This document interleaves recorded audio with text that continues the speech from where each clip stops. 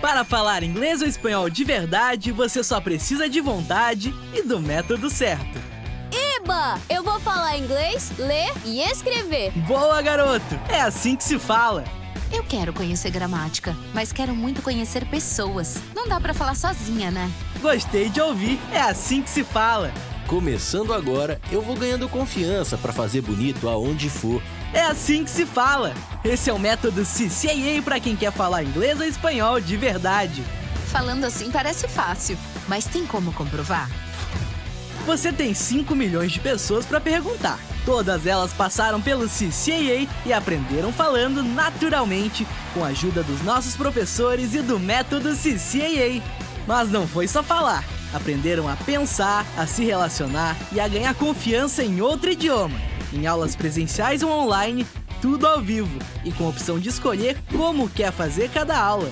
Fale! Aqui você tem voz e o CCAA tem o método. CCAA é assim que se fala. Para viver mais é preciso cuidar da saúde. Doutora Felícia Crispim, médica endocrinologista e metabologista, atua há 12 anos na prevenção, diagnóstico e tratamento de doenças como diabetes, obesidade, colesterol, problemas da tireoide, osteoporose, climatério, síndrome do ovário policístico, distúrbios do crescimento e desenvolvimento. Profissional renomada que, com análise e estudo individual de cada caso, proporciona aos pacientes qualidade de vida e bem-estar. Consultas com atendimento humanizado em um espaço acolhedor e preparado para prestar a assistência necessária com padrão e excelência. Clínica Doutora Felícia Crispim, Rua Bossuet Vanderlei, número 866, no centro de Patos. Telefone 3421-7233. Quer cuidar do seu carro com conforto, segurança e agilidade? Há 20 anos o Varejão do Óleo faz isso por você e seu automóvel. Com uma equipe de técnicos treinada, garantimos o serviço de troca de óleo com total qualidade e as mais modernas opções de produtos. Trabalhamos com todos os tipos de lubrificantes e óleos para motor, caixa de marcha mecânica e automática, suspensão, hidráulica e muito mais. No Varejão do Óleo você encontra tudo o que precisa para carros de passeio, caminhões, máquinas pesadas e geradores, com o melhor preço e as melhores condições de pagamento, além de um atendimento personalizado. No Varejão do Óleo tem ainda o serviço de lavagem especial para deixar o carro limpo e brilhando. Tá esperando o quê? Varejão do Óleo. Aqui você conhece e confia. Patos tem um novo conceito em saúde em um espaço para cuidar bem de você. A Sedari Policlínica conta com uma equipe focada em um atendimento de qualidade, acolhedor e personalizado para cada cliente. Valores como humanização, confiança, ética e segurança fazem parte da essência do empreendimento. Com uma ampla e confortável estrutura, a Sedari dispõe dos serviços de consultas médicas e psicológicas em diversas especialidades, com profissionais de referência. Nessa missão de cuidar das pessoas, a médica Micaela Mota é uma das profissionais que atuam na Policlínica Sedari com atendimento psiquiátrico e cuidados com a saúde da mente. Especialista em psiquiatria, doutora Micaela atua há 7 anos no diagnóstico e tratamento de depressão, ansiedade, distúrbios e transtornos que afetam o bem-estar. Na área infantil, a profissional atende crianças com dificuldades cognitivas e autismo e auxilia no tratamento correto e precoce dos pequenos junto às famílias. Sedari Policlínica, aqui o plano é cuidar bem de você. Oferecimento: Panificadora São Vicente, 50 anos de tradição alimentando sua família.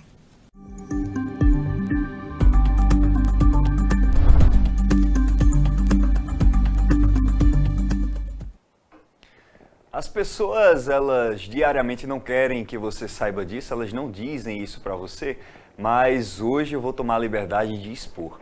Você sim tem a capacidade suficiente de ser a sua própria e a sua próxima novidade. Na verdade, ficar em casa esperando as coisas acontecerem, você só tem uma grande vantagem. Você nem se cansa, você descansa. Mas convenhamos, né? Descansar, não se cansar não é lá atribuições de pessoas que querem crescer, que querem evoluir, que querem grandes novidades na sua vida.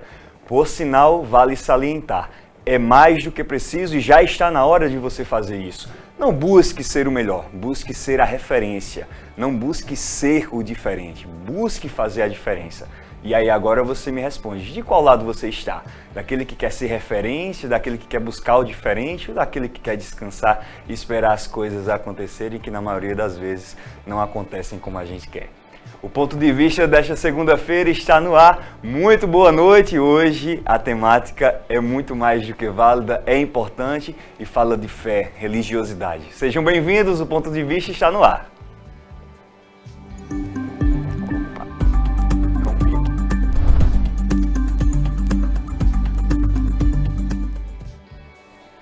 Muito boa noite, pessoas queridas do meu coração. Peço logo licença para entrar na sua residência. Sejam bem-vindos à edição do Ponto de Vista dessa segunda-feira. J. Lopes no comando de mais uma edição do programa que traz conhecimento e discute assuntos importantes do cotidiano. Você que está chegando agora, já dá uma olhadinha nas nossas redes sociais que aparecem aqui embaixo. Compartilha, comenta, envia para todas as pessoas que você acredita que precisam de informações importantes. Hoje o ponto de vista é especial, é um ponto de vista que conversa sobre uma fase do ano, sobre uma fase da vida que muito pede sobre resiliência, muito pede sobre retomada pelo caminho certo. E na verdade a nossa grande temática de hoje é essa, um ponto de confissão, a retomada para um caminho certo. E você é o nosso convidado, você que está acompanhando pela Brisa TV, canal 184, ou as outras retransmissoras do nosso programa, sejam todos bem-vindos. O programa de hoje recebe ele, Padre Adailton, ele que está responsável pela paróquia aqui de Nossa Senhora da Guia. Seja muito bem-vindo a Patos, seja muito bem-vindo ao nosso programa, Padre. É uma satisfação imensa conhecê-lo e tê-lo aqui na TV Sol. Uma alegria, Jota, estar aqui na TV Sol. A vocês que nos acompanham, meu boa noite. E entrando agora na casa de vocês, entrando na vida também, porque é um espaço que se abre para a gente falar nessa Semana Santa sobre fé, sobre a pessoa de Jesus e também o nosso encontro com Ele, já que aqui é um ponto de vista, mas esse ponto de vista parte de algum lugar, parte do coração de alguém que se abre ao próximo e que se abre também a Deus. Olha, de todas as fases e todos os momentos que compõem a história em si da religião, o apego à religiosidade e à fé, com certeza a Semana Santa fala muito sobre retomada para um ponto certo, sobre esse ponto de confissão, essa necessidade de encontro e entendimento a Deus. E a gente tem uma programação muito bonita que a gente vai falar no nosso programa de hoje também, mas eu queria entender um pouco mais sobre Padre Adailton, você que está aqui em Patos há mais de 2 meses e muitas pessoas já conhecem, outras pessoas estão conhecendo, assim como também o senhor está conhecendo toda a estrutura de Patos. Me conta um pouquinho de onde vem Padre Adailton e as suas primeiras impressões aqui para os nossos telespectadores que estão acompanhando sobre Patos. Bem, Jota, eu sou da cidade de Patos, eu nasci aqui. Eu nasci aqui no bairro da Maternidade, me criei ali na rua Antônio Lela. Minha família mora aqui há anos, né? Meu pai é de Santa Terezinha, minha mãe do Vale do Piancó, se conheceram, casaram, meu pai adoeceu e vieram morar em Patos. Então eu nasci em Patos, sou o filho mais novo de 5 irmãos, né? Todos homens. E foi aqui em Patos, ali em torno da comunidade de Nossa Senhora Aparecida, na maternidade, que eu cresci, desenvolvi minha fé, meu encontro com a pessoa de Jesus também se deu. Primeira catequese familiar, por minha mãe ser muito católica, muito religiosa. E depois essa vivência na comunidade, participando das missas, das novenas, e de catequese, de grupo jovem depois, e veio o chamado. Meu chamado para, falando assim da minha vocação presbiteral, o meu chamado não veio, eu não nasci querendo ser padre. Tem padre, colegas meus que dizem, desde criancinha que eu já queria ser padre. Geralmente quando as pessoas me perguntavam, mesmo eu ali sendo coroinha, fui coroinha do padre Valdomiro, né, tão conhecido aqui em Patos, e o pessoal perguntava, olha, você quer ser padre? E aí eu dizia assim, não, padre não casa. Tinha isso. Mas aí eu era uma criança. Mas Jesus, o meu chamado, a minha vocação, se deu na minha adolescência, final da minha adolescência. Foi quando realmente eu tive a experiência e o desejo profundo de ir ao seminário. A princípio eu estava me preparando para um vestibular de Direito. Eu pensava em ser advogado, fazer carreira. Tive também um momento em que eu me inscrevi para a Escola Militar das Agulhas Negras, lá no Rio de Janeiro. Cheguei a fazer prova, teste, porque eu estava nesse processo de discernimento vocacional. Mas não estava no horizonte ser sacerdote. E você vê, minha vocação nasce mesmo no chão da comunidade. E foi a partir daí, dessa vivência na comunidade, que eu percebi a necessidade. E também percebi e senti o chamado de Cristo, assim, me convidando para algo a mais. Parece que ele queria algo a mais de mim. Foi uma luta imensa. Se eu for contar a história, os detalhes, então, mas para dizer assim, foi um processo também não muito fácil de discernimento. E quando eu entrei no seminário, em 97, nós éramos 8 seminaristas, a minha turma. Continuamos o processo formativo, e quando concluí o processo formativo, em 2000, quando eu voltei, era 2004, só se ordenou eu de padre. De 8. Todos foram pouco a pouco desistindo por algum motivo, saindo, outros para trabalhar, constituir família. As vocações vão sendo definidas ao longo do percurso. O próprio Jesus diz, são muitos os chamados, mas poucos os escolhidos. E para a vocação presbiteral tem muito disso, assim. Nem todos, mesmo aqueles que sentem o chamado, às vezes não é o que Deus preparou para aquela pessoa, né? Porque nós temos uma variedade de vocações, de chamados, e todas para o bem. Né? Como você, como jornalista, o bem que você faz aqui para a cidade de Patos, para a região e para onde a TV Sol tem alcançado. Então, assim, eu vou fazer agora 18 anos de padre, agora em julho. A catedral é minha 5ª paróquia. Nesses 18 anos de sacerdócio, se você perguntasse, Padre Dailton, você seria de novo, se tivesse a oportunidade de nascer de novo, seria sacerdote? Sim, seria. Não voltaria atrás. Sou feliz como sacerdote, como padre, me identifico bastante e amo o que faço, principalmente celebrar a Eucaristia. Eu acho que é o que mais me identifica como sacerdote, é estar no altar celebrando a Eucaristia, a presença de Jesus. Isso me realiza no sentido de amor, de presença e de identidade sacerdotal, presbiteral. Quando a gente conversa aqui sobre necessidade, sobre entendimento de vocação, por exemplo, e aí eu já abro um ponto aqui de discussão e de reflexão sobre isso, eu costumo sempre dizer que a gente precisa estar preparado para escolher, mas a gente não necessariamente está preparado para o que acontece durante a escolha, durante o caminho. São coisas que acontecem e que a gente às vezes não tem o poder de decisão sobre elas. Sobre o entendimento da vocação, sobre o escolher novamente, se fosse possível, seguir o mesmo caminho. Quais foram as principais dificuldades enfrentadas? Tudo bem, entendi que eu quero isso, mas depois de querer e de começar, o que foi encontrado de dificuldade? Quais foram os pontos de reflexão que fizeram, poxa, a partir de agora eu vou ter que enfrentar essa realidade? Então, Jota, é o seguinte, eu quando entrei no seminário em 97, seminário de São José aqui em Patos, eu venho de uma família muito humilde. Meu pai era agricultor, minha mãe também, e meu pai faleceu, eu tinha 4 anos, doença de Chagas, doença de agricultor, né? Numa família de 5 filhos. O mais velho, quando meu pai faleceu, tinha 14 anos, e eu 4. Você vê a diferença, né? Então, esses meus irmãos, o mais velho, os 2 mais velhos, tiveram que trabalhar muito para ajudar em casa a mim e ao meu outro irmão, que ficou pequeno também. Eu sou encostado a ele, uma diferença de 6 anos, né? E minha mãe também trabalhou muito, muito mesmo para nos criar e nos educar. Somos 4 homens, um falecido, e todos, assim, eles pais de famílias, né? Já são avós. Eu sou o mais novo, mas já estou com 40, vou fazer 45 anos agora. Todos os meus irmãos, graças a Deus, são pessoas de bem, né? Eu e o outro tivemos a oportunidade de estudar, porque os outros trabalharam.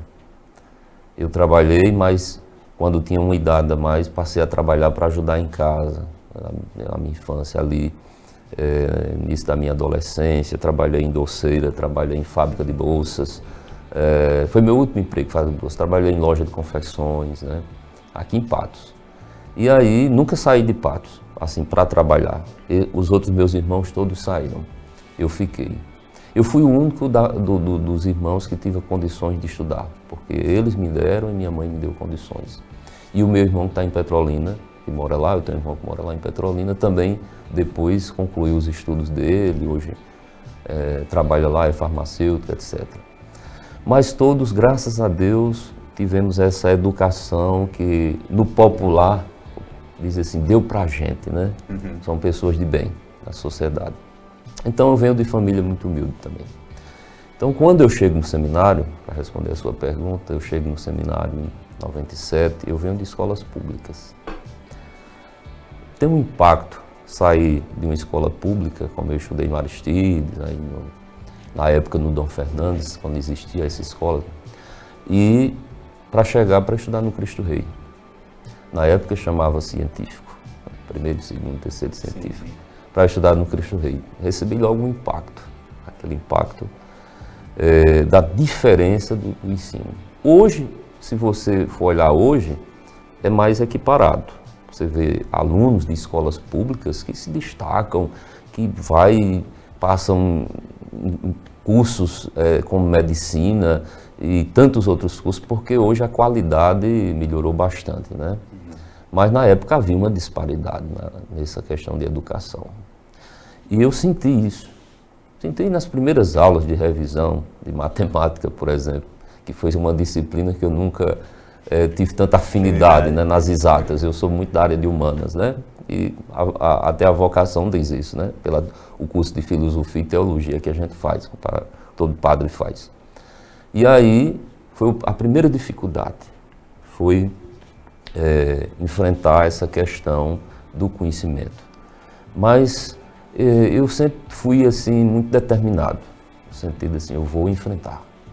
Eu passo, consigo. E aí eu fui realmente, e os colegas que já estavam mais tempo lá no seminário me ajudavam também. E assim concluí os estudos aqui, hoje o ensino médio aqui, e fui para João Pessoa para fazer o curso de filosofia e teologia. Aí passou a ser uma nova etapa, uma nova dificuldade, que foi a filosofia. Eu me deparei com a filosofia que eu não conhecia.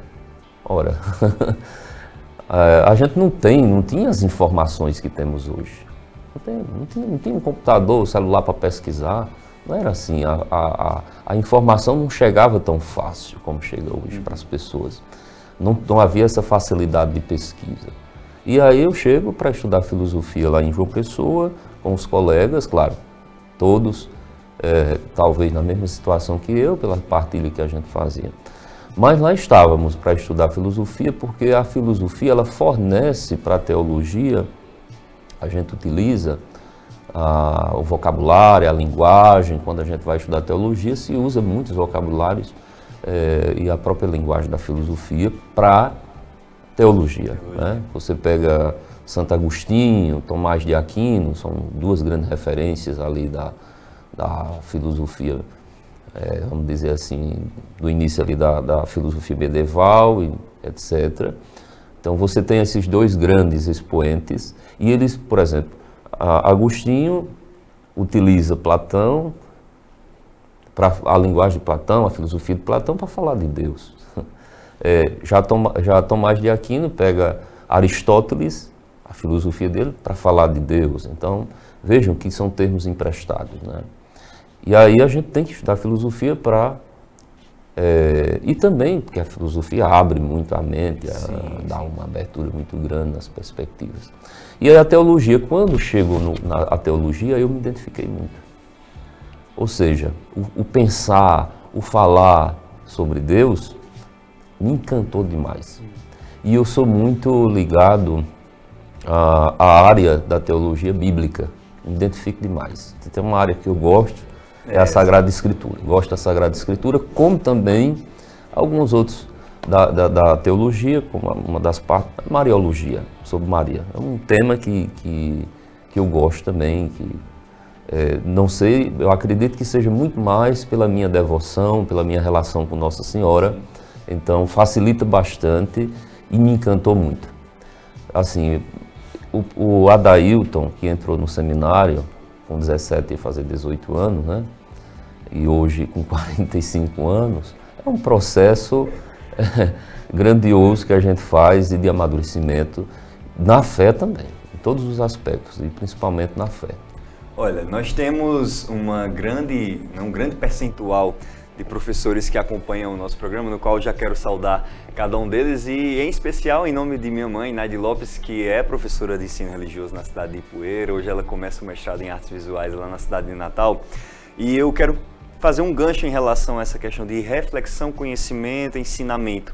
A gente sabe que as respostas que podemos encontrar para as mazelas sociais, por exemplo, para falta de conhecimento, que eu não coloco como a principal, mas pobreza, falta de segurança, todas essas que colocam as pessoas contra a parede em relação ao poder fazer algo diferente, a gente consegue encontrar respostas através de reflexões e, por vezes, essas reflexões têm um encaminhamento religioso através, por exemplo, do saber e conhecer os ensinamentos bíblicos, por exemplo. Se o senhor pudesse pontuar a importância, a real importância, né, de poder ter contato com esse conhecimento, a fim de que esse conhecimento ajude a sair dessas mazelas, o que o senhor pontuaria? Qual realmente é essa importância, tendo em vista que é um apego que o senhor fala agora que tem bastante apreço, né, em relação a esse entendimento e esse conhecimento? Você traz para o campo da educação, então eu compreendo que realmente a educação é fundamental para o desenvolvimento pessoal e social, né? O grande Paulo Freire dizia que educação não muda o mundo, educação muda pessoas e pessoas mudam o mundo. Então, eu vou nessa mesma linha também. Então, se você enxerga a educação nessa perspectiva de que ela transforma pessoas, e são pessoas que em sociedade podem fazer a sociedade ser um mundo melhor. Trazendo para o campo religioso, quando você traz esse tema, a fé, a religião, ela dá um norte a qualquer pessoa. Se você olha a fé católica, que eu posso falar de onde estou, né? A fé católica, se você olha a Igreja Católica, se você olha o caminhar católico, nós falamos também de um processo de educação na fé. O que é a catequese? O que é a catequese? É fazer ecoar a palavra de Deus. É fazer com que uma criança, um jovem, um adolescente, um adulto, possa fazer sua experiência com a pessoa de Jesus de uma forma e trilhar um caminho de fé.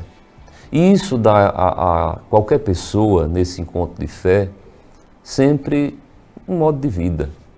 Ora, se alguém de verdade faz o seu caminho de fé com Cristo, é alguém que na sociedade também será uma pessoa de bem. Quais são os princípios cristãos? Se não o amor ao próximo, se não a caridade, se não a fraternidade, a solidariedade. Não existe um amor, não existe uma fé, não pode existir uma fé desencarnada da vida, da realidade das pessoas.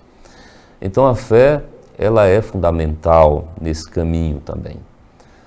Nós sabemos que todas as sociedades, se você olhar na história, de alguma forma, esse povo teve uma organização de fé, se relacionou com o transcendente. E esse desejo do transcendente está no coração do homem. Sempre, essa busca por algo, né? De ser algo, de estar em algo. E o que a gente acompanha na sociedade hoje, é que as pessoas estão aí procurando, mas muitas vezes sem saber onde encontrar. Porque muitas vezes não querem enxergar, de fazer e abrir o seu coração, sua vida a Cristo.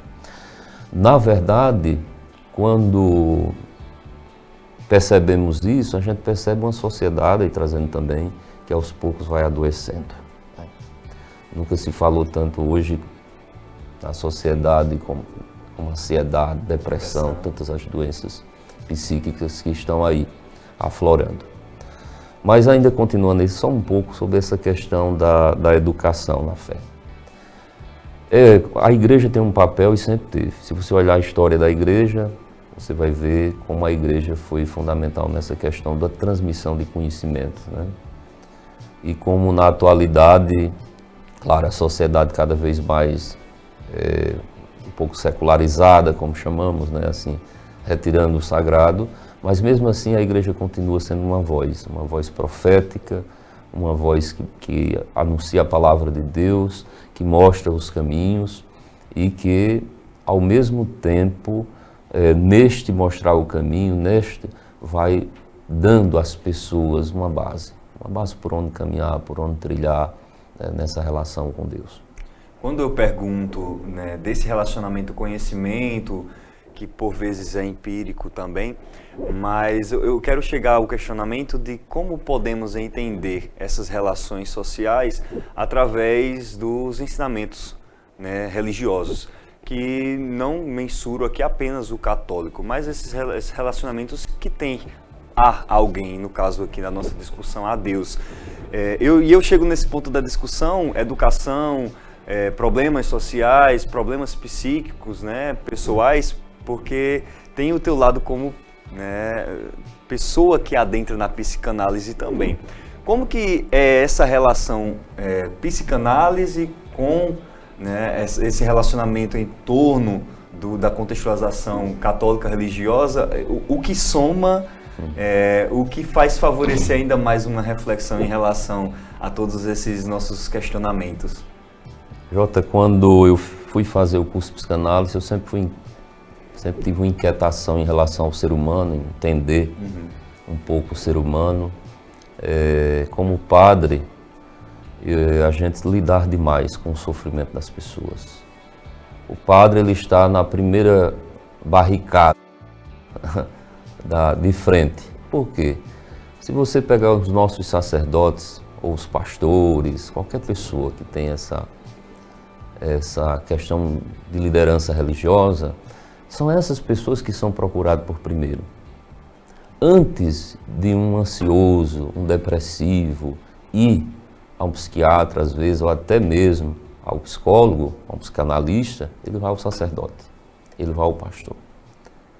E essas pessoas que estão na linha de frente ali, que escuta, que lidar com o sofrimento dessas pessoas. E eu confesso a você que, mesmo curioso para entender, às vezes, o sofrimento humano, às vezes eu me sentia limitado como padre, nesse campo. Não estou falando do campo da fé, da teologia, dos sacramentos, não. Estou falando no campo psíquico. Às vezes eu me sentia limitado. E eu escutava aquelas pessoas que via, pessoas ansiosas, depressivas, e eu ficava pensando, o que eu vou dizer? Mas eu tinha uma intuição, eu vou escutar. Você emprestar o seu ouvido a uma pessoa que está passando por um sofrimento, seja de que ordem for, é fundamental. A boa escuta, a boa e velha escuta. Só que mesmo assim isso me inquietava demais porque eu me sentia limitado. Foi quando eu decidi fazer o curso de psicanálise. Fiz o curso de psicanálise, a princípio com esse intuito de me ajudar naquilo que eu faço. E ajuda bastante, posso dizer isso hoje. Na escuta das pessoas. Eu lido com pessoas direto. O sacerdote lidar com pessoas direto. Então, eu escuto as pessoas no confessionário.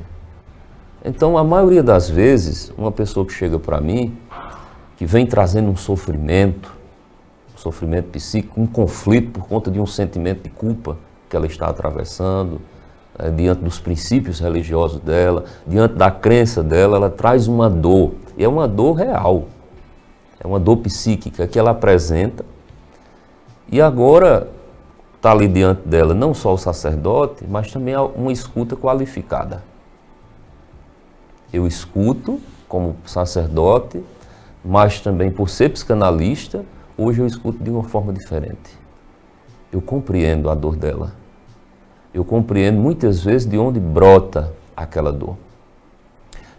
Às vezes, a escuta qualificada, diferenciada, às vezes não, sempre, a escuta qualificada, diferenciada, faz com que aquele sofrimento possa ser entendido e compreendido da forma melhor. Estou falando como sacerdote, como psicanalista, mas qualquer psicólogo, psicanalista dirá isso também. A escuta é fundamental. Então hoje, o meu trabalho como sacerdote, como padre, lidando com as pessoas, acompanhando grupos pastorais, movimentos, serviço da igreja, tudo repleto de fiéis, de pessoas participando, as missas, as celebrações, os momentos, é lidando com o ser humano. E no confessionário, mais especificamente, porque é ali que a pessoa traz sua dor. É ali que a pessoa chega e eu escutando, né? E uma mãe que sofre, angustiada, porque o filho é usuário de droga, que ela não sabe o que fazer mais, que está dilacerando a vida dela pouco a pouco, porque a mãe sofre demais com isso, né? E qual é a palavra que você dirige? Não será apenas uma palavra de fé, mas também será uma escuta que ajudará essa pessoa a encontrar alguma força para dar passos em direção a isso e lidar com as situações. Porque problemas, angústias, a angústia acompanha a vida humana. Nós não vamos nos livrar nunca da angústia. Faz parte da existência humana angustiar-se. Não deixarão de existir. Não deixará de existir. Faz parte da existência humana angustiar-se. Agora, a questão é como lidar com ela. Como fazer com que eu possa lidar com os sofrimentos da vida, com confiança, com fé e sabedoria, para que isso não me adoeça. Não adoeça. Então, hoje eu faço muito isso nos atendimentos da paróquia, né, dos fiéis, no contato com os fiéis. Mas também, como você coloca assim, como concilia. Então tem também o padre Edailton, que é psicanalista e que tem um consultório lá que eu vou uma vez na semana, que é o dia da minha folga, não posso deixar a minha missão para viver de psicanálise. Não é a minha primeira vocação. Aí foi mais uma necessidade. Nasceu de uma necessidade, uma certa limitação que eu via diante das pessoas que chegavam até mim no confessionário, né? Na verdade, a psicanálise para mim vem somar aquilo que eu faço, aquilo que eu sou. Mas também veio outra necessidade, que eram as pessoas procurando. Eu preciso ser atendida pelo psicanalista, assim, dessa escuta psicanalista, totalmente. Então veio aí depois. Eu estou lá na Resolute, que é uma clínica aqui próxima ao Nord Hotel. Atendo lá uma vez na semana, que é no dia da folga dos padres, na quarta-feira. Tem uns pacientes que a gente atende lá e lidando com essa questão do sofrimento humano. São ansiosos, depressivos, né? Pânico, que tem aparecido bastante. Pessoas sofrendo, às vezes com uma má elaboração de um luto, né, que atravessa a pessoa e causa aí sintomas ansiosos, até depressivos. Então, vai lidando com o ser humano. Eu acho que nesse caminho da psicanálise e do sacerdócio, o que mais eu vejo que colabora um com o outro é justamente a escuta dessas pessoas. E quanto isso faz com que a gente não só veja que a pessoa traz ali no confessionário a questão do pecado, mas traz o sofrimento presente. E são coisas que hoje estão... A sociedade de hoje, ela faz com que as pessoas adoeçam. O estilo de vida, esse estilo de vida corrido, acelerado, né? Veja que o número de ansiosos cresceu demais. Os Estados Unidos estão com uma pandemia, eles estão chamando de pandemia de ansiedade. A gente está numa época em que as coisas são muito velozes. Você vê algo acontece lá no Japão, a gente sabe quase em tempo real aqui. Então, se a gente não tiver cuidado, a gente está engolido por essa velocidade. E a ansiedade é fruto, né, de uma sociedade já que vive dessa forma estruturalmente, que vai adoecendo. Claro que para a psicanálise, a ansiedade e outros transtornos mentais não é a causa. A causa deve ser investigada, é mais sintomática, né? É dessa forma que nós encaramos. Então hoje, como sacerdote, psicanalista, eu, quando atendo uma pessoa, quando acolho uma pessoa lá no confessionário, no atendimento paroquial, eu olho e escuto muito o que ela traz. Qual é o discurso dessa pessoa? O que é que ela está trazendo, que ela está dizendo do não dito nela, não é? Porque é o inconsciente, que a gente trabalha com o inconsciente psicanalista. Então é sobre essa reflexão sobre escuta qualificada diante das razões sociais e também religiosas que a gente faz uma rápida parada, mas não sai daí, que daqui a pouco a gente volta para uma conversa mais dedicada, sim, aqui em Patos, de uma programação em volta da Semana Santa. O Ponto de Vista volta daqui a pouco.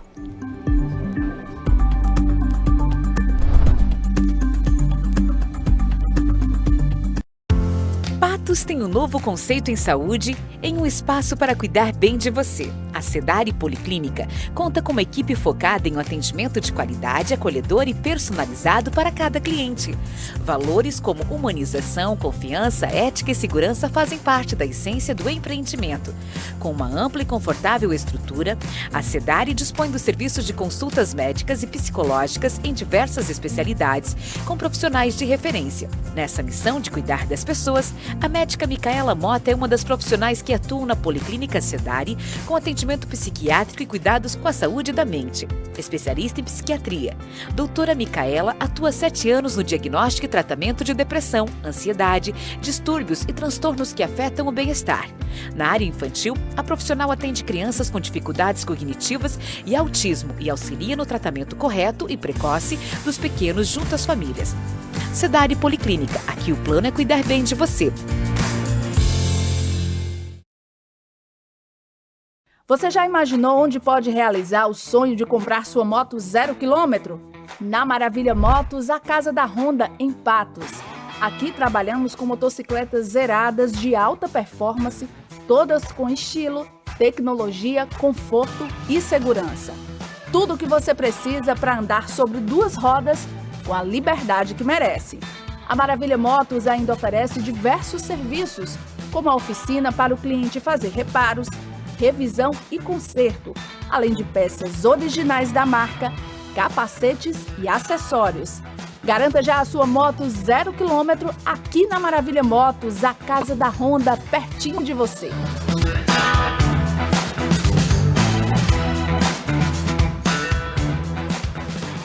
Oferecimento: Panificadora São Vicente, 50 anos de tradição alimentando sua família.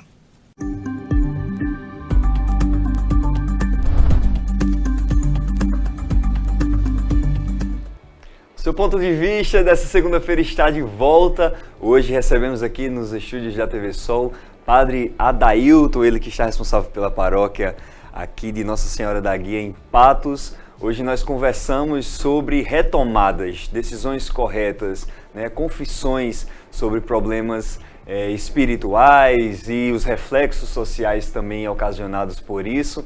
E nós tivemos no primeiro bloco um conhecimento mais profundo, tanto sobre o padre, mas também sobre razões que somam a todos esses contextos. E agora a gente dedica parte do nosso programa para falar em si desse período da Quaresma, que respira agora na Semana Santa, que também tem uma programação dedicada na cidade de Patos. Antes da gente entrar, Padre Adailton, nessa programação em uma rápida explicação, a fim de que a gente perpasse, por esse entendimento do que normalmente é essa razão e essa identificação em torno da Quaresma e também da Semana Santa.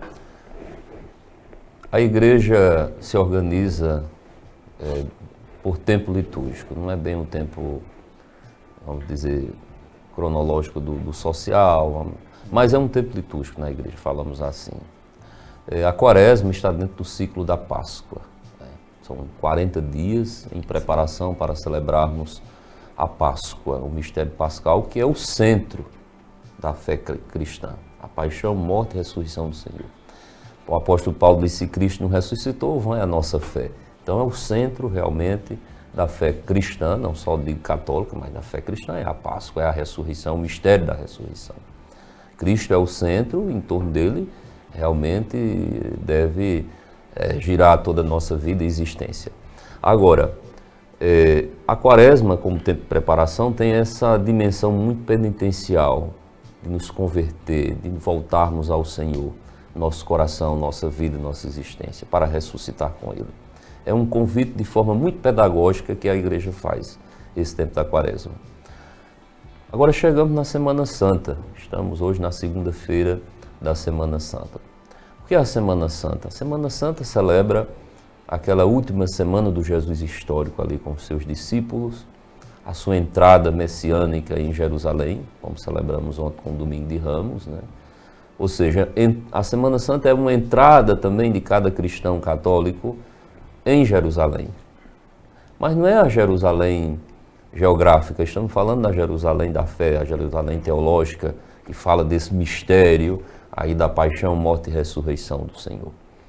E assim, esse mistério é celebrado em 3 dias. A Quinta-feira Santa, em que celebramos a derradeira ceia de Jesus e o lava-pés, se une às tradições dos evangelhos sinóticos, Mateus, Marcos e Lucas, com a tradição do Evangelho de João, que narra o lava-pés. E aí a gente celebra aquela instituição da Eucaristia, naquela derradeira ceia, quando Jesus disse: "Isso é o meu corpo, isso é o meu sangue, tomai, bebei, todos vós." Celebramos ali a instituição do ministério sacerdotal, porque Jesus diz: "Fazei em memória de mim", Ele manda fazer. Então é aí que, obedecendo a essa ordem de Cristo, nós fazemos o que Ele mandou, né? Como diz o apóstolo Paulo também na carta: "Todas as vezes que comemos deste pão, bebemos deste vinho, celebramos a memória e a paixão do Senhor." Ali acontecendo de novo, Jesus se entregando na Eucaristia por nós. Então celebramos na Quinta-feira Santa, começa o tríduo pascal, com a celebração da Santa Ceia do Lava-Pés. A sexta-feira celebramos aí a paixão e morte do Senhor. Veja que é uma única celebração, começa na quinta, que se desenvolve em 3 dias. Depois a sexta-feira santa, a celebração da paixão e morte do Senhor, e o sábado santo, que é a vigília, chamamos de vigília pascal, é a grande vigília, a mãe de todas as vigílias. Aí nós, no sábado santo, já aguardamos e proclamamos a ressurreição do Senhor. Então essas três celebrações aí, que é uma só, da quinta ao sábado de Aleluia e o domingo da ressurreição. Nós estamos aqui com a programação, ela que tem o nome e tem um subtítulo, Amaos até o fim, e vamos comentar dia após dia, porque a gente fica com esse entendimento sobre, obviamente, também destinado ao que a programação diz sobre cada dia, mas também sobre a reflexão do que acontecerá. Hoje, né, segunda-feira, tem o rito Espiritualidade Litúrgica e formação sobre o tríduo pascal. O que necessariamente seria esse momento? Esse momento de hoje, à noite, às 19h30, é um momento de oração que teremos, de espiritualidade, um encontro de oração, e depois segue com um momento de formação sobre esse tríduo pascal, essas 3 celebrações, porque aí esse é o centro mesmo da Semana Santa, né? Essa formação, ela é mais interna, seria para os ministros, leitores, os que estão ali ligados à pastoral litúrgica, né? Para esse fortalecimento, esse entendimento melhor, para melhor servir durante essas celebrações. Ótimo. Já na terça-feira santa, missa às 17 horas e também às 19h30, temos a celebração penitencial. Sim, a celebração penitencial acontece na terça-feira. Esta celebração é uma celebração em que nós convidamos todos para participar, às 19h30, na Catedral, para vivermos essa experiência da misericórdia de Deus. É celebrar a misericórdia de Deus, o perdão de Deus diante dos nossos pecados, das nossas faltas, para, em vista do tríduo pascal, estarmos melhor preparados, melhor reconciliados consigo, com o próximo e com Deus. Com Deus. A quarta-feira, dia 5, já às 9 da manhã, tem a missa, né, com o rito de unção dos enfermos. Isso, pela parte da manhã, Dom Heraldo irá presidir essa missa, eu irei concelebrar com ele. É uma missa com um rito de unção dos enfermos, para idosos, pessoas doentes, de diferentes enfermidades. Você pode trazer seu idoso na missa das 9 horas da manhã, e ele irá fazer o rito da unção dos enfermos, ungindo com óleo. Antigamente as pessoas diziam, chamava-se esse sacramento de extrema unção, como se fosse para a hora da morte, mas nunca foi. Esse sacramento é para as pessoas que precisam de cura. Então é um sacramento da cura. Nós oferecemos a unção dos enfermos para que Deus conforte e fortaleça aquele enfermo. Já ainda também na quarta-feira, às 19h, tem a procissão do encontro e finaliza com a missa. Justamente, essa é uma tradição da igreja, a procissão do encontro, porque recorda o encontro de Maria com Jesus no caminho do Calvário. Sim. A mãe dolorosa que encontra o seu filho que carrega a cruz. A gente lembra do velho Simeão lá no Evangelho de Lucas, né? Uma espada de dor e transpassará a alma. Então, faz essa memória bíblica e é um encontro muito belo. Aí temos os homens que sairão com a imagem do Senhor dos Passos do Colégio Cristo Rei, às 19h. No mesmo horário, as mulheres saem com a imagem de Nossa Senhora das Dores, lá da Igreja da Conceição. E o encontro na Catedral e a missa seguida. Que bacana. Na quinta-feira, dia 6, né, logo às 17h, tem a missa vespertina da Santa Ceia. Às 19h, vigília de oração e finaliza meia-noite com a procissão dos homens. Eu tive a oportunidade de participar no ano passado, é um momento de muita devoção, né? Sim. Essa procissão dos homens, ela bebe daquela fonte, daquela tropa que vai ao encontro de Cristo, né? Sim. Quando Jesus está no Horto das Oliveiras. Após a ceia, por isso que ela acontece na quinta-feira, porque celebramos às 17h a missa da ceia do Senhor de Lava-Pés, e à noite, quando Jesus estava no Monte das Oliveiras, os homens vão até ele para aprender e aquela coisa. Então, celebra essa tradição. Então, os homens de Patos, aqui em Patos é muito forte, como você disse, participou ano passado, você deve saber que é uma tradição, muita gente, muitos homens que vão se reunir às 11h da noite já. A gente estava conversando, eles querem recitar o texto antes, querem rezar para depois saírem pelas principais ruas aqui do centro de Patos, né, proclamando a fé deles. Antes de falar da sexta-feira, eu tenho uma curiosidade, e aí eu vou aproveitar o momento para tirá-la. Os homens que participam ali, né, daquela cerimônia do lava-pés, como que eles são escolhidos? Como que fica dedicada essa organização? Muito bem, a campanha da fraternidade.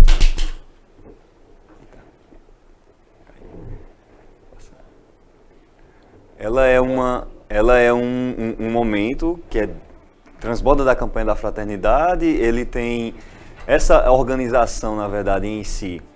Até onde eu acompanho, e aí era essa a curiosidade, eu ficava muito pensando, será que são os homens mais velhos que participam, por exemplo, do Terço dos Homens, são os homens mais velhos que participam ali das organizações em torno da igreja? Eu ficava muito com esse questionamento. Como que funciona em si?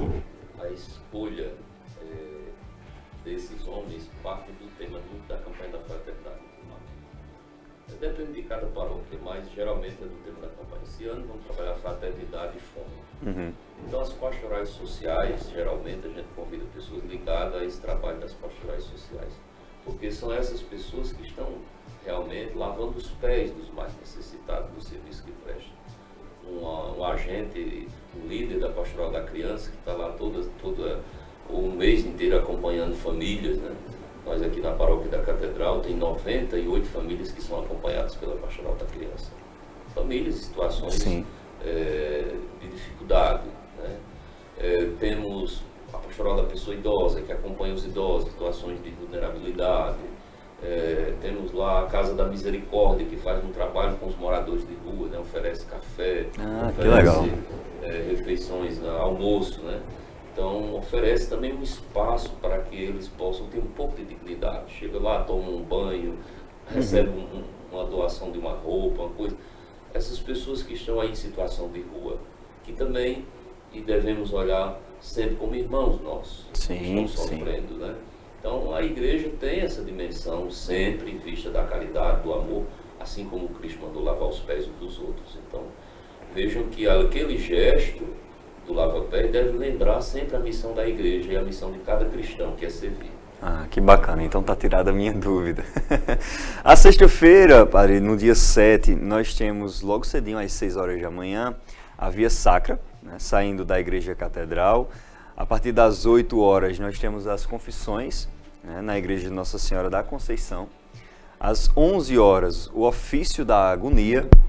Às 15, celebração da paixão do Senhor. E às 17, procissão com a imagem do Senhor no sepulcro. Essa que é como o senhor já mencionou, é um dia bem importante, é a Sexta-feira Santa, assim como todas as outras também são importantes, mas é uma programação que ela começa mais cedo, tem essa Via Sacra que eu também acompanhei no ano passado, tem essa parte das confissões às 8 horas, é uma retirada, né? É um momento dedicado também que vai ao encontro da nossa temática de hoje, que fala sobre ter um ponto de retomada a partir das confissões para um caminho certo. Como que se dará a Sexta-feira Santa em si? A sexta-feira é bem intensa, como você está vendo a programação. Pela manhã já tem uma Via Sacra, depois 8 horas tem confissões da Conceição e tem o ofício da agonia, que é uma tradição. As pessoas vão para esse ofício, lembram aquele momento de Jesus ao meio-dia, da cruz, né?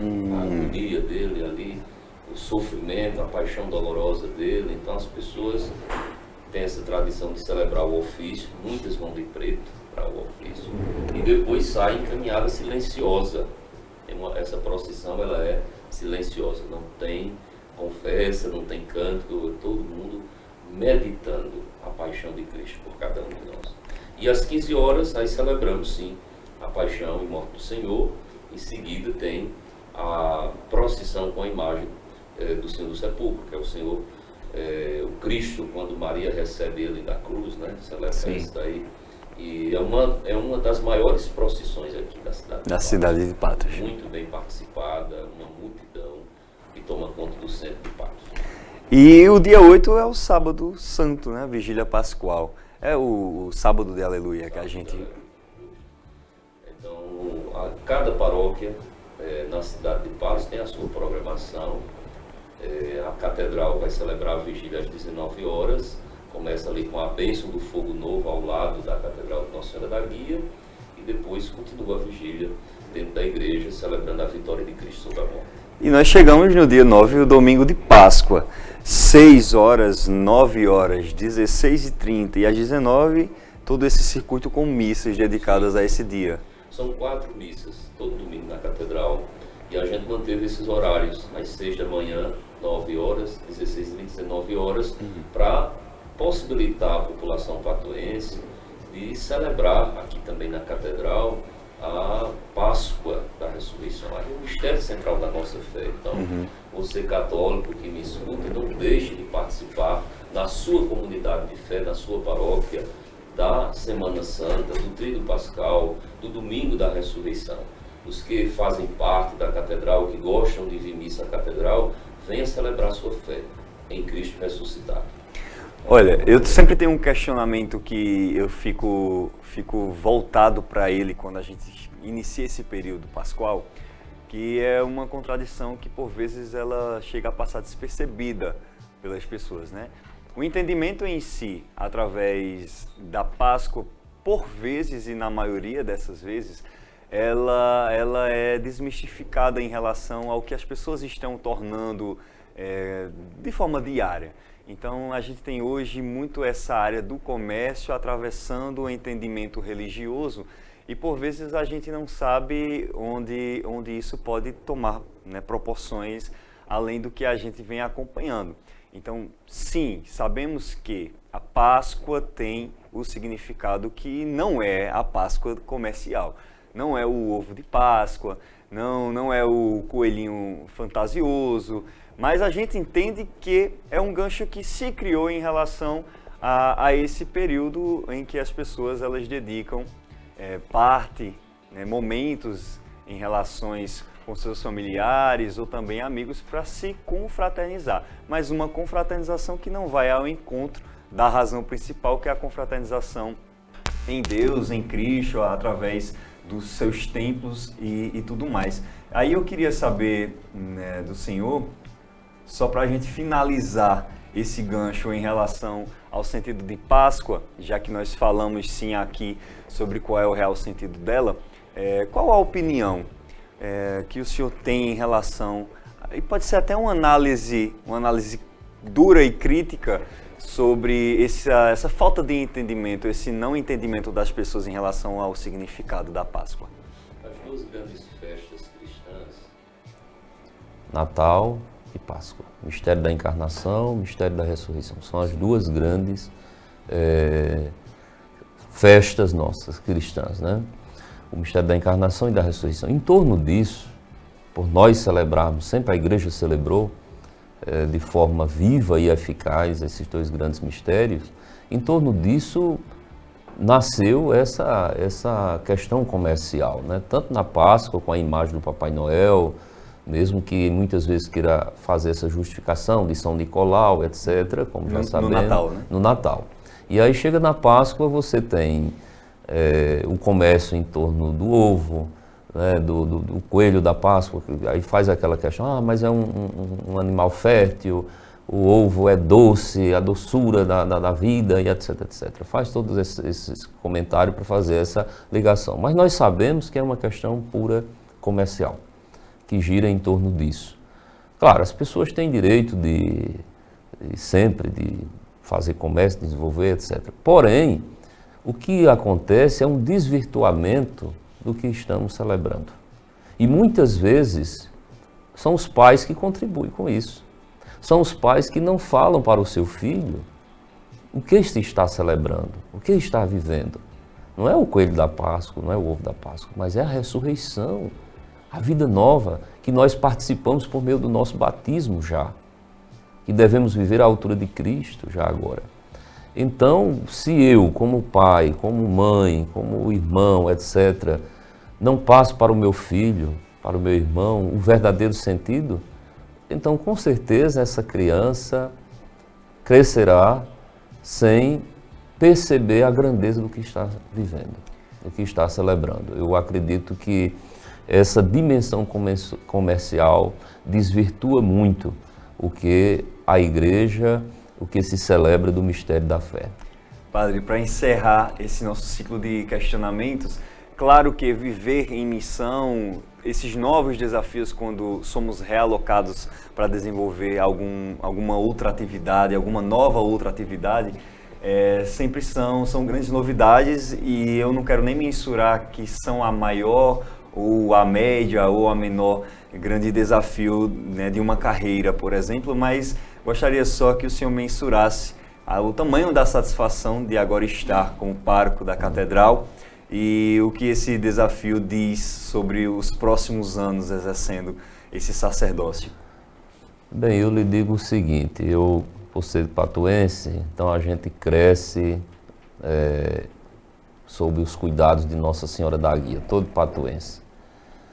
A gente cresce com devoção, com confiança e fé na Virgem da Guia. Desde criança eu ficava ansioso quando chegava setembro. É o mês dela, é o mês da Guia, então. E ela é a padroeira de toda a diocese, Nossa Senhora da Guia. A catedral é a sede do bispo, né, vamos dizer assim, do episcopado, de onde o bispo governa a igreja da diocese de Patos. E o pároco da catedral, ele é o curador da catedral, está ali para conduzir o rebanho também, recebe essa missão do próprio pastor diocesano, que é o bispo. Ora, eu estava aqui na paróquia de Nossa Senhora de Fátima, alguns meses atrás, né? Como pároco lá, passei 6 anos. É a minha terceira paróquia em Patos, por sinal, a catedral. Já fui pároco, administrador lá no Salgadinho, no bairro de Salgadinho, Coração de Jesus. 5 anos aqui, ou 6 anos aqui em Fátima, e agora eu dizia muito ao pessoal de Fátima, quando eu estava saindo, eu dizia, olha, não se preocupe não que eu vou só cruzar a linha do trem, porque o que divide as duas paróquias, Catedral e Fátima, é a linha férrea. Então eu dizia, eu vou cruzar a linha do trem, porque eu fiquei em Patos, então tem essa facilidade de estar na sua cidade, né? O que muda? Muda porque a catedral, pelo símbolo que a catedral é, para a diocese e para a cidade de Patos, ela representa muito. Então tem uma responsabilidade maior e, ao mesmo tempo, tem um fluxo muito grande ali na catedral. Ou seja, quando alguém vem procurar alguma coisa na cidade de Patos, quando se trata de igreja, vai onde? Na catedral. Vai na secretaria paroquial, vai na sacristia, vai lá e procura. Então tem um fluxo maior do que as paróquias que estão aqui na cidade de Patos. Então eu sei desse símbolo, dessa responsabilidade, e estou há quase 2 meses já na Catedral de Nossa Senhora da Guia. Estou feliz, me sentindo acolhido pelas pessoas, muitas pessoas aqui que ajudam, contribuem, participam de forma muito afetiva e efetivamente, né, na paróquia. Então estou me sentindo feliz, bem, e esse desejo de contribuir, colaborar nessa caminhada de evangelização que a Catedral realiza. Ah, que coisa linda, bacana. O programa de hoje ele fala sobre confissão, retomada para um rumo correto, e a gente recebeu Padre Adailton. E Padre, eu deixo agora o espaço dedicado para que o senhor possa fazer mais uma vez o convite para a participação dessa programação que está sendo organizada aqui na cidade de Patos, em especial na Catedral. Também agradeço a participação aqui no Ponto de Vista. Brincávamos aqui nos bastidores que já esperávamos a sua visita, e que bom que foi no Ponto de Vista. Eu me sinto privilegiado e abençoado por isso. Então o momento está aberto para que o senhor possa fazer suas considerações. Aproveito esse espaço agradecer primeiro a você, Jota, pelo convite, e dizer a você que está me ouvindo e assistindo agora, venha participar conosco da Semana Santa. Faça da sua semana uma Semana Santa, de encontro com a pessoa de Jesus, participando na sua comunidade de fé, onde você estiver, mas quem tem a possibilidade de estar aqui na Catedral de Nossa Senhora da Guia, como os paroquianos dizem, a Catedral te acolhe com todo o coração, com todo amor. Então venha vivenciar conosco, principalmente aí o Tríduo Pascal, manifestar e celebrar a sua fé na paixão, morte e ressurreição do Senhor. Agradeço de coração o espaço, que Deus possa te abençoar a tua vida, todos os teus trabalhos, todo o teu projeto. Amém, Padre. Eu e Padre Adailton ficamos por aqui, e próxima segunda-feira, você já sabe, encontro marcado com J. Lopes, TV Sol, Ponto de Vista, às 19h20. E essa edição de hoje fica por aqui. A gente se vê próxima semana. Tchau, tchau.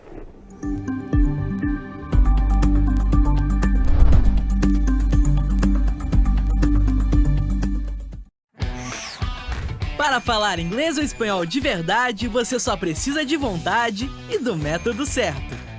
Eba! Eu vou falar inglês, ler e escrever. Boa, garoto! É assim que se fala. Eu quero conhecer gramática, mas quero muito conhecer pessoas. Não dá pra falar sozinha, né? Gostei de ouvir. É assim que se fala. Começando agora, eu vou ganhando confiança para fazer bonito aonde for. É assim que se fala. Esse é o método CCAA para quem quer falar inglês ou espanhol de verdade. Falando assim parece fácil, mas tem como comprovar? Você tem 5 milhões de pessoas para perguntar. Todas elas passaram pelo CCAA e aprenderam falando naturalmente com a ajuda dos nossos professores e do método CCAA. Mas não foi só falar. Aprenderam a pensar, a se relacionar e a ganhar confiança em outro idioma. Em aulas presenciais ou online, tudo ao vivo e com a opção de escolher como quer fazer cada aula. Fale! Aqui você tem voz e o CCAA tem o método. CCAA é assim que se fala.